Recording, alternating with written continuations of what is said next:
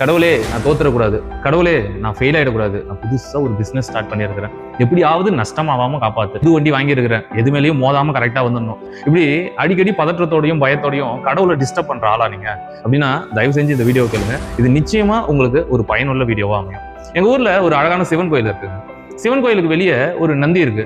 அது வருஷத்துல ஒரு தடவை சூரிய ஒளி போட்டு பொன்னிறமா மாறுங்க. அந்த நந்தியை சுத்தி இரும்பு கம்பிகள் வச்ச கிரில் இருக்கு. அதுல நாங்களாம் சின்ன வயசா இருக்கும்போது பாஸ் ஆஃப் ஃபெயிலான்னு வேண்டிக்குவோம். அதாவது அந்த கம்பியினுடைய கடைசி கம்பி நமக்கு பாஸ் தந்துச்சுன்னா பாஸ், ஃபெயில் கொடுத்துச்சுன்னா ஃபெயில். இதை நாங்க நிறைய டைம் ட்ரை பண்ணியிருக்கிறோம். கிட்டத்தட்ட ஒரு 75% டைம்ல அது உண்மையாவும் நடந்திருக்குங்க. ஆனா வளர வளர எனக்கு ஒரு ஆர்வம், இதுல என்ன மேஜிக் இருக்கு, அப்படி என்னதான் நடக்குது அப்படின்னு தெரிஞ்சுக்கணும்ன்ற ஆர்வம். அதனால நாங்க நிறைய தடவை அங்க போயிட்டு பாஸ் ஃபெயில் மாத்தி போட்டு பார்த்து கடைசியாதாங்க எனக்கு ஒரு மேஜிக் புரிஞ்சுது. அந்த உண்மை என்னன்னு தெரிஞ்சது. அது என்னன்னா, நம்ம முதல் கம்பியை பாஸ்ன்னு ஆரம்பிச்சா கடைசி கம்பி பாஸ்ன்னு முடியும், முதல் கம்பி ஃபெயில்னு ஆரம்பிச்சா கடைசி கம்பி ஃபெயில்னு அமையும். பாத்தீங்களா எவ்வளவு அழகான ஒரு உண்மையை இந்த இடத்துல நமக்காக விட்டு வச்சிருக்காங்க.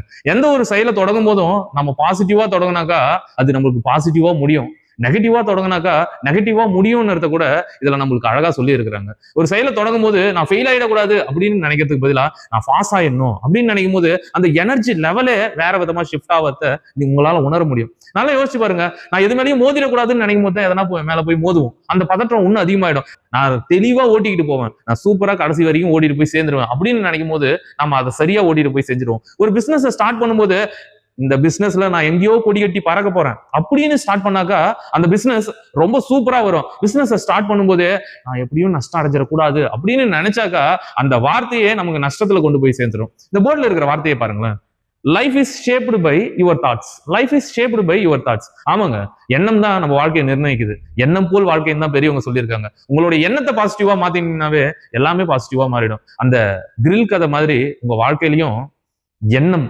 பாசிட்டிவா இருந்தா உங்களுடைய செயலின் முடிவும் பாசிட்டிவா முடியும் அப்படின்ற கருத்தை சொல்லி இந்த நாள் உங்க எல்லாருக்கும் ஒரு இனிய நாளா அமையணும் அப்படின்னு என்னுடைய வாழ்த்துக்களை கூறி விடைபெறுறேன். நன்றி. நான் உங்கள் கி கவியரசன்.